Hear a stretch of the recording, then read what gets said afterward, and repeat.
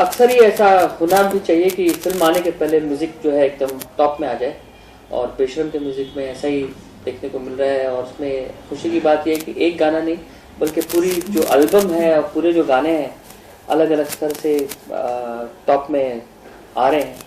तो यही कोशिश थी कि पूरे गाने फिल्म के बहुत बड़े हिट हों और कहीं ऐसा ना हो कि सिर्फ एक गाना हिट हो जाए और बाकी का पता भी नहीं पड़े।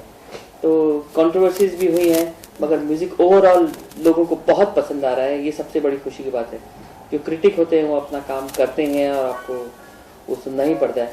मगर खुशी की बात यह है कि जो आवाम है, जो लोग हैं जिनके लिए म्यूज़िक हमने बनाया है, ये म्यूज़िक उनको बहुत पसंद आ रहा है। क्या कुछ दिमाग में रहता है सर जब इस तरह के गाने जब आप कंपोज करने जाते हैं तो प्रेशर भी रहता है कि गाने चलेंगे नहीं चलेंगे, हिट होंगे? जी जी, एक बार साइलेंस बोलेंगे वहाँ। अरे भैया क्वाइट, कौन है? भूल गया। देखिए, बेशरम एक बहुत बड़ी पिक्चर है और बहुत बड़ी पिक्चर में म्यूजिक का बहुत ही अच्छा होना बहुत एक अहम चीज़ है, वेरी इंपॉर्टेंट चीज़ फिल्म के लिए भी और पूरे जो फिल्म से जुड़े हुए लोग हैं उनके लिए। तो और ये मेरे लिए तो बहुत ही बड़ा मौका था, क्योंकि जतिन ललित जब फना के बाद स्प्लिट हुए थे, हम लोग एकदम टॉप पे थे, उसके बाद वापस से स्क्रैच से शुरू करना था। और मैं लगा रहा, मैंने ये सोचा था कि जब कभी कोई अच्छी फिल्म मिलेगी और अच्छा मौका मिलेगा तो मैं ज़रूर उसमें एक अच्छा कमबैक करने की कोशिश करूँगा। और बेशरम मुन्नी बदनाम के बाद ये पिक्चर अभिनव ने मुझे दी, क्योंकि बहुत ही बड़ी पिक्चर है, बिगेस्ट फिल्म है ये। मतलब more than almost 4000 prints release हो रही है, जो कि सबसे बड़ी रिलीज़ मानी जा रही है। और इसका म्यूज़िक में बहुत सोच समझ के, बहुत टाइम लेके इसको आराम से बनाया गया है ताकि कोई चीज़ मिस ना हो जाए। और फिल्म में म्यूज़िक अच्छा आने का बहुत स्कोप भी था। अभिनव बहुत ही म्यूज़िकल इंसान है और म्यूज़िक में कंट्रीब्यूट भी बहुत करते हैं। तो बहुत ही प्यार से, बहुत इत्मीनान से इस म्यूज़िक को बनाया गया है और ये सोच के बनाया गया कि पूरी जो एल्बम है वो जब आदमी सुने तो कल्ट जो एल्बम होती है, जो आप सुनते हैं तो आप हर गाना आपको उसमें एक अलग सी अच्छाई मालूम पड़ती है, उसको एंजॉय करते हैं और आप सारे गाने सुनते हैं।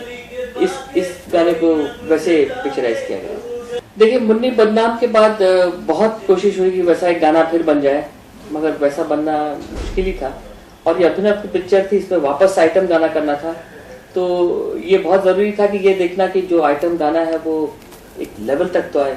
कभी कभी चीज़ ऐसी बन जाती है कि आप उसको क्रॉस नहीं कर पाते, जैसे कि पहला नशा मैंने बनाया, उसको क्रॉस करना बहुत मुश्किल है। मुन्नी बदनाम एक ऐसा गाना है कि आप इसको भी क्रॉस करना बहुत मुश्किल हो, मगर हाँ, आप कोशिश कर सकते हो कि एक बेहतरीन गाना बन जाए। तो मैंने भी वही कोशिश की और बहुत हद तक मैं इस गाने से बहुत ही खुश हूँ। तेरे मोहल्ले इज़ अ वेरी रॉकिंग और एकदम रेट्रो ट्रैक है ये, और बहुत अच्छा इन्होंने गाया, बहुत अच्छा लिखा भी इस गाने को।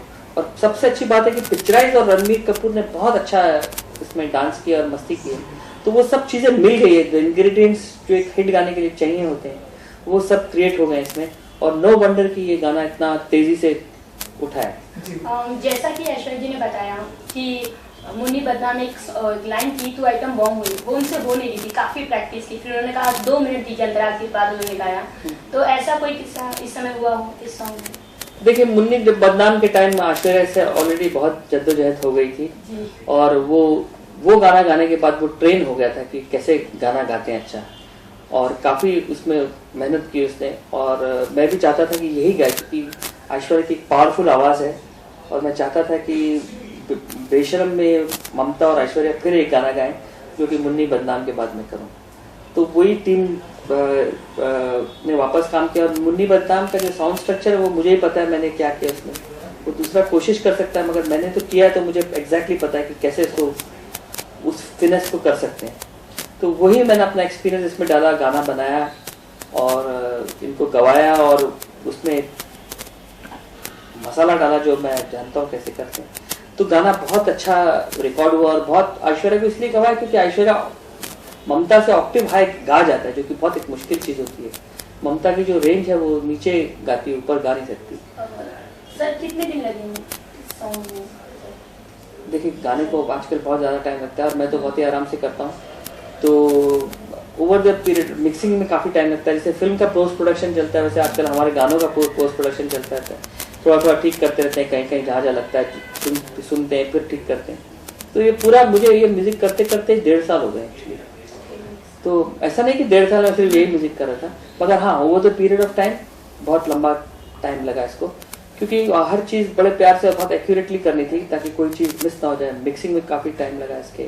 सर आपकी सबर का काफी मीठा फल भी आया है उस 1.5 साल का। हाँ, जब आदमी ऐसी कोशिश करता है तो अक्सर उसका रिजल्ट अच्छा ही होता है। इनफैक्ट पहले भी जो मैंने पिक्चरें की बड़ी बड़ी, दिलवाले दुल्हनिया ले जाएंगे, कभी खुशी कभी गम, या मोहब्बतें, फना, हम तुम, जितनी भी पिक्चरें, जो जीता वही सिकंदर, इन सब म्यूजिक का टाइम बहुत लगा है, 4-4, 5-5 महीना लग ही जाता है। ठीक उसी तरह रिजल्ट भी आया है। हाँ, तो ये आपको अच्छा काम करने के लिए कम काम करना ही पड़ेगा, ये तो है ही। नहीं तो आप फास्ट करेंगे तो फिर वो जो क्वालिटी आप दे सकते हैं, आप कोशिश कर सकते हैं, वो आप नहीं दे पाएंगे। तो मैंने हमेशा यही ध्यान रखा है कि काम बहुत बेशक ना करूं, और काम अच्छा करूं जितना भी हो सके। तो ये एक पिक्चर ऐसी मिली थी बेशरम, जिसमें पूरा मौका था अच्छा काम करने का, प्रोड्यूसर का फुल सपोर्ट था, डायरेक्टर बहुत दिल खोल के फ्रीडम दी हुई थी। तो इसमें अच्छा करना एक बहुत ही इम्पोर्टेंट चीज़ है, क्योंकि this is life changing film for me also in my career. तो बहुत अच्छा कोशिश करने में मज़ा है, और फिर एक बड़ा म्यूज़िक करने में मुझे बहुत मज़ा है। और अब नेचुरली म्यूज़िक इतना बड़ा हिट हुआ है तो उसका एक बेनिफिट सभी को मिलेगा। तो मानते सर कि वो जो पहले का जो दौर था, जो किशोरदा का जो दौर था, उस तरह के जो गाने थे, उन सारे गानों को इन गानों से जो है मतलब तुलना की जाती है, कॉम्पिटिशन किया जाता है कि उस तरह के गाने हैं। तो आप मानते हैं कि वो दौर जो है फिर से आ रहा है? देखिए, मैं अकेला दौर तो नहीं लेके आ सकता, मैं अकेला कंपोज तो नहीं करता, मगर हाँ मैं अपना जो म्यूजिक करूँगा वो उसमें मेलोडी रखूँगा, उसको न्यू साउंड से उसको नवाजूंगा, उसका मज़ा लूँगा, नए साउंड का, नई टेक्नोलॉजी का, और जो प्रेजेंट टेक्नोलॉजी के एसेट्स है वो अपने म्यूजिक में इनकॉर्पोरेट करूँगा। मुझे लाइव करना भी बहुत अच्छा है, कई गानों में लगता है। तो कुछ गाने जो बेशरम के हैं उसमें मैंने live orchestra, live brass, live rhythm किया है, जिससे मुझे लगता है कि फिल्म का साउंड बदलता है। फिल्म का साउंड पॉप साउंड नहीं होना चाहिए, फिल्म का एक डिफरेंट स्ट्रक्चर होता है साउंड का, वो होना ज़रूरी है मेरे हिसाब से, और मैं वैसे ही करता हूँ। मेरे हिसाब से जो म्यूज़िक है फिल्म का, उसको एक बड़ा बनाने के लिए, लार्जर देन लाइफ जैसे फिल्म होती है, उसके लिए एफर्ट भी एक एक्स्ट्रा ऑर्डिनरी होती है। वो करने से ही वो म्यूज़िक का जो लेवल है एवरेज से ऊपर जाता है, वो करना बहुत ज़रूरी है। और एक बात जानना चाहूँगा सर, जैसे कि अभी आपने कहा कि जिस तरह का धमाल का कमाल का ये गाना है, उसी तरह की कमाल की एक्टिंग रणबीर कपूर ने की है। तो मतलब जैसे कि पहले का ये जो टाइम था, किशोरदा जब गाते थे तो लगता था कि सन्नी कपूर मतलब सेम कर रहे हैं, तो आजकल के एक्टर में वो चीज़ें नहीं दिखाई दे रही। नहीं, रणबीर कपूर में डेफिनेटली दिखाई दे रही है, और no wonder Ranbir Kapoor at present I feel is number 1, because इतनी यंग उम्र में ही started playing, underplaying his characters, और बहुत ही शार्प माइंड है, और नेचुरली होना भी चाहिए। माँ बाप दोनों इतने बड़े कलाकार रहे, इतने खानदानी लोग हैं ये लोग एक्टिंग में, तो अपब्रिंगिंग वैसी हुई है, इंटेलिजेंट बहुत है। और सबसे बड़ी बात है कि ग्राउंड टू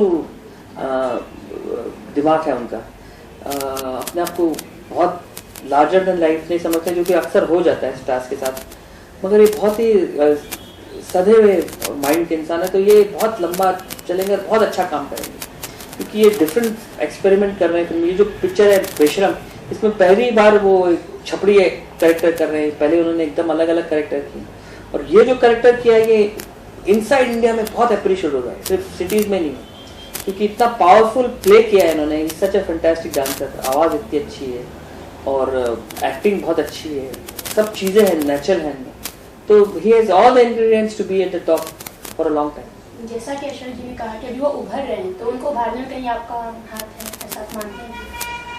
नहीं, उभरता तो आदमी अपनी क्षमता से ही है। मेरे इस पिक्चर के पहले ही बहुत बड़ी बड़ी हिट दे चुके हैं। नहीं, मुन्नी बदनाम में जो उन्होंने पॉपुलैरिटी ली उसके बाद, तो आप अपने आप को ऐश्वर्या का आप बोल रहे हैं? जी हाँ, ऐश्वर्या को डेफिनेटली सिंगर्स को बनाने में कंपोजर का हाथ होता ही है। कंपोजर अगर गाना ना गवाए, ना बनाए और अच्छे से गवाए, सिंगर का आगे आने का चांस ही नहीं। तो उनके साथ कोई अपकमिंग प्लान्स आ रहे हैं? हाँ, मेरे और भी गाने गाएगा, और ममता ने मुन्नी बदनाम पहला गाना गाया, लाइव बनाने वाला चांस मिला उसको, और वहाँ से फिर कितने गाने गाए, मगर सबसे पहले जो नोटिस करने वाला था वो मैं था, वो मैंने ही किया, मैंने ही बनाया इस बात को, तो तो ये डिनाई नहीं क्रेडिट कर आपको सकते। जाती ही है।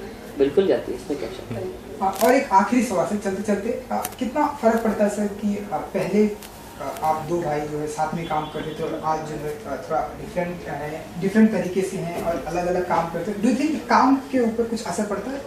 देखिए जतिन तो बहुत ही टैलेंटेड कंपोजर हैं, उनका जो कलर है वो इस म्यूजिक से अब वो उस पर दिखेगा नहीं, क्योंकि अब वो है नहीं मेरे साथ, तो जो मेरा कलर था वही इम्फेसाइज होगा। तो अब देखते हैं, ये भी कई फिल्मों के बाद पता पड़ता है कि भाई क्या कलर होता है। जब हम लोगों ने शुरू किया था तो हमको भी पता नहीं था कि हमारा म्यूजिक किस टाइप का है, किस जॉनर का है, क्या है।